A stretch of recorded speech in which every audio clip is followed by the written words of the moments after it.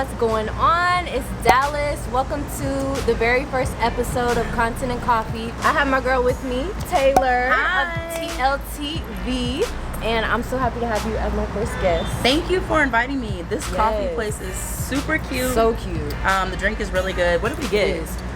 This is a iced French vanilla frappe with almond milk. I didn't know you went that big. Yeah, you know, I had to hook it up just a little bit. Mine is like the same. It's just iced coffee. French vanilla iced coffee with almond milk. Try to stay away from the dairy because it's just not cute. You're right, it's not cute. It gives you gas. It's not cute. The purpose of Consonant Coffee is just kind of where I sit with different women in media. You know, we just need a space where we can talk about things because there's so much that goes on, just like in any industry, that I feel like people just shy away from certain topics, don't talk about things, don't encourage each other, you know, all that. And then on top of that, I feel like with the media stuff, like people only get to see like the fanciness of it, you know, the red carpets, they get to see, you know, the different celebrities or whoever it is that you're interviewing, but they don't actually get to see the bad, not necessarily bad stuff, but like behind the scenes of what actually goes into it. So I think this is a great idea. I moved here after I graduated. I graduated December 17th, 2016. I'm from Iowa, right? So 4 days after graduation, I got a call from CNN. They were like, hey, we want to go ahead and offer you this internship working in the Atlanta Bureau, which was like, I was covering breaking news, helping. So me being from Iowa, I always knew I wanted to live in the South, so it was just a perfect opportunity. I immediately moved out here. My internship started at the beginning of January.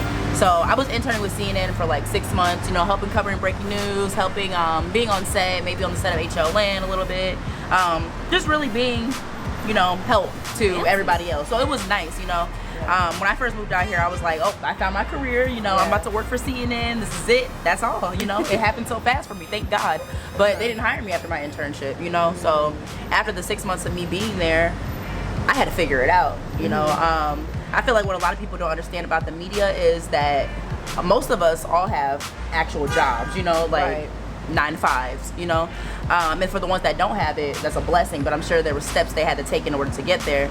So with me, I started working a corporate job. I worked there for like a year and a half until I really realized that, you know, I'm not happy, you know, I'm not passionate with what I'm doing. Fulfilled, exactly. I was like, I know I didn't move from Iowa to Atlanta to be working this regular job, and at least like working this job and still not pursuing what I wanted to do.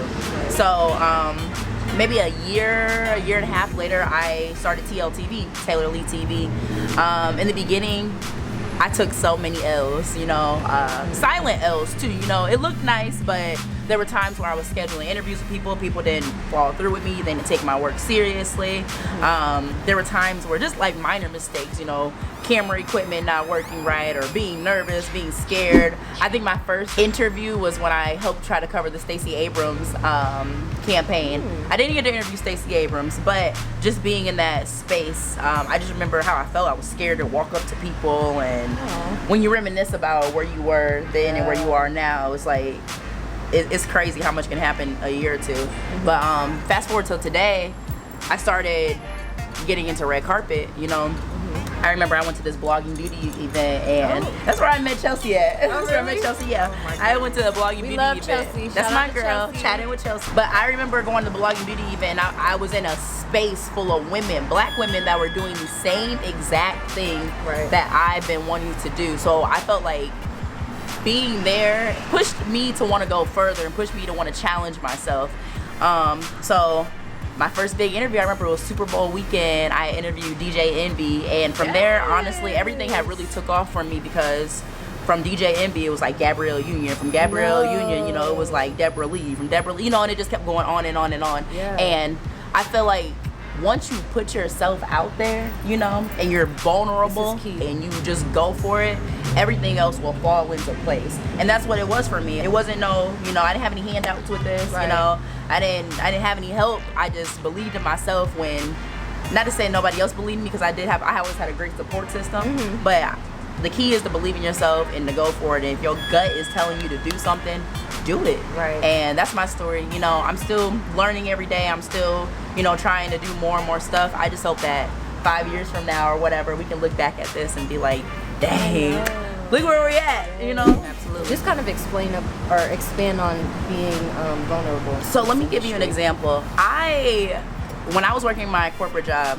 my first corporate job, I quit in March of 2019. Yeah, March of 2019, I quit my corporate job because I wasn't able to, I didn't have the availability to have time to invest in TLTV. You know, I was working crazy hours. I was stressed. I was frustrated, all of that. So I literally stepped out on faith, and I was like, I'm either going to go all in with this, you know, or I'm not. And in my mind, my thought process was like, I don't want to look back, you know, 5-10 years from now and wonder what if, you know. I'd rather, like, you have to be willing to fail at it, you know, fall on your back or whatever, you know, your butt on it, you know, and try than not to try at all. And I was like, I would rather try than not try at all, than live with the regret of not even knowing what if, you know. So I feel like that's what I mean by being vulnerable. You gotta really trust in yourself. Like, I don't know what it was that made me just want to go all out. I think like a thing. Yeah, it's just it's a feeling or a pull. It is. It was just like something was always in my ear, like, Taylar, you know, Taylar, you should be doing this. Like, this ain't it. You kind of hit some good points already, but knowing your worth in the industry, because I know for even with myself, when I was first starting, you know, I was saying yes to everything. I was like, oh my gosh, I'm so excited, blah, blah, blah. You know, just saying yes, kind of just being stepped over, used, and just, you know, can you do this and go here and drive here for no pay or nothing? You know, and it was just like, because I just wanted to, I felt as though, you know, you got to start somewhere. But at the end of the day, you still want to know your worth. And I did get my degree in journalism, and I do have somewhat of experience. You got some credibility behind your name. Okay? Yeah, this for isn't sure. no play. Like, this is for real. Yes. So just kind of talk about that. In the beginning, for me, my biggest thing was I didn't want to be that journalist or that person that was just a pretty face on camera, you know? And I feel like a lot of times, especially when you're in a bigger city, people want you to help them expose their brand, you know, or help them make their events look better. But what they don't understand is, like, although the exposure might be good for us, if I'm not making no money, you know, or if I'm not, you know, what's the benefit? I feel like there has to be mutual benefits in any type of agreement, you know. So like, if I'm helping cover an event, or if I'm helping, you know, I don't know, promote your brand or something like that, then just how I respect you, the same respect should be shown to journalists, you know? And just like you said, thank you, we're the talents. And on top of that, it wasn't like I woke up one day, it was like, I want to be, you know, I want to get on the red carpet. We went to school for this. I am in debt for journalism, okay? I am still paying the University of Iowa right now to this day, you know? So it's like, you gotta take yourself seriously, and I feel like the only way other people are gonna take yourself seriously is if you take yourself seriously first. So it doesn't happen overnight. It really doesn't, because like I said, I've only been really doing this media stuff for about 3 years, so I'm still learning and growing from it each and every day. But just like Dallas, like you were saying, sometimes it's just exciting. Like, why wouldn't I want to cover Super Bowl? You know, like, this is big. This is something, like, I don't care if they pay me or not, you know. But it's like, when you're doing events repeatedly, and you know, you're doing it over and over, and you're putting time into this, you know, like, outside of media, we still have real lives, you know, we're paying bills, you know, we still got car notes, you know what I'm saying, just a lot of stuff. So it's like, we're trying to balance out so many things, but it's like, although we're super passionate about this should be another asset for us, you know. This shouldn't be something that we're just doing just to do and have fun with, because TLTV needs to make some money, you know, just as a Dose of Dallas does, and everything else, every other industry should. When people think of journalists, they only think of, like, Oprah, you know? Granted, that's my girl. But there's so many more, like, entertainment, sports journalists, you know, political journalists. There's so many different storytellers out here. So I don't know, I just feel like people need to take this industry more seriously, but people aren't going to take it seriously until you take yourself seriously first. So that's facts. The best advice I can get to anybody that wants to jump into this industry is to have a good group of friends, a good support system that's going to push you, believe in you, you know, mentor you, get a mentor, anything, you know, anything that's going to keep you going.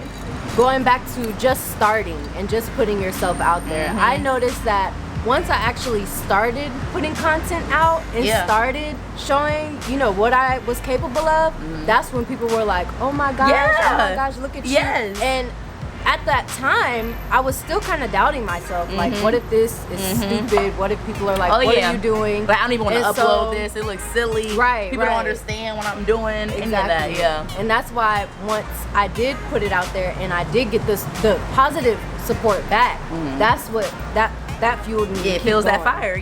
So you just keep wanting to push forward. But you never know until you actually put the stuff out. That's true. I mean, if you just holding it in, nobody can say, oh wow, this is dope. Like, nobody can say that. Back to vulnerability. Once you start really putting yourself out there, opportunities come knocking at your door. It all starts with that first step. You just gotta you gotta go. You gotta roll with the punches and just see. And I bet not all them companies that you were applying for want you now. Girl, for real though, no, seriously. It takes time. It doesn't happen like this. That played a role in my depression, I will say, because I just felt like I didn't have anybody to relate to at that time. Oh, girl, yes, I can speak on that. I think post-grad depression is real. I wanted to write a post about that. I probably still will, but you should. Post-graduation depression is a real thing, and I feel like it should be talked about a lot more because we're in the stage, you know, we've been accustomed to going to school, then going to the next grade. But when you're out here in the real world by yourself, you know, trying to figure it out, it's hard. But once you're able to overcome that, it's like beauty in the struggle. That's what J. Cole said, right? Yeah. It's beauty in the struggle. To anybody that has a dream or anybody that feels they have a purpose, do it. Go for it. Like, you never know what it's going to turn out to. And worst case scenario, if it all fails, at least you can look back on it and say you tried. Like, what's wrong with trying? I feel like so many times people are afraid to try and afraid to fail, and you can't be afraid to fail, especially in this industry, because you're going to fail at times. Like, it is not all gravy at all. So keep going, you know, believe in yourself. Find a group of women or a group of men or just a group of supporting people that believe in you, that's going to keep your head straight, keep you in the right mindset, and believe in yourself, and everything else will fall into place. We just talked about all these great things. We want to know what's next, what we doing. You want to know what's so crazy? I don't know.